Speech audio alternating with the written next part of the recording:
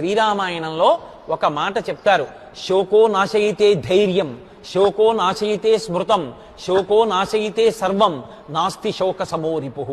అసలు లోకంలో శత్రువు అనేటటువంటి వాడు ఎవడైనా సరే ఒక శత్రువు ముందు చిన్నవాడే.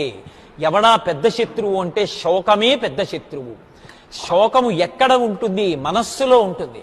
ఇవాళ నేను ఈ శోకమును పొందడానికి కారణమేమి? ఈ తప్పు ఇక జీవితంలో దొరలకుండా నేను జాగ్రత్త పడతాను. లేదా అవతల వాళ్ళు పొరపాటు పడ్డన్న శోకానికి కారణమైతే ఇక అలా వాళ్ళు పొరపాటు పడకుండా భగవంతుడు వాళ్ళని అనుగ్రహించుగాక అని తన పథంలో తాను వెళ్ళగలిగిన వాడెవరున్నాడో వాడే రాణిస్తాడు.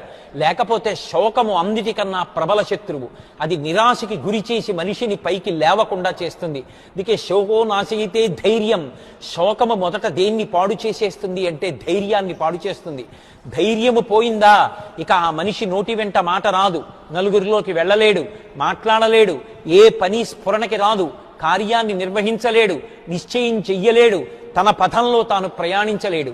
శోకో నాశయితే ధైర్యం, శోకో నాశయితే స్మృతం. విపరీతమైన శోకానికి వశుడైపోతే ఏం చదువుకున్నాడో జ్ఞాపకానికి రాదు, ఏం విన్నాడో జ్ఞాపకానికి రాదు, తాను ఎలా వృద్ధిలోకి రావాలో జ్ఞాపకానికి రాదు. ఎప్పుడు ఆ శోకము శోకము శోకము వచ్చిన సమస్యని పట్టుకుని ఆ సమస్యతో అంటక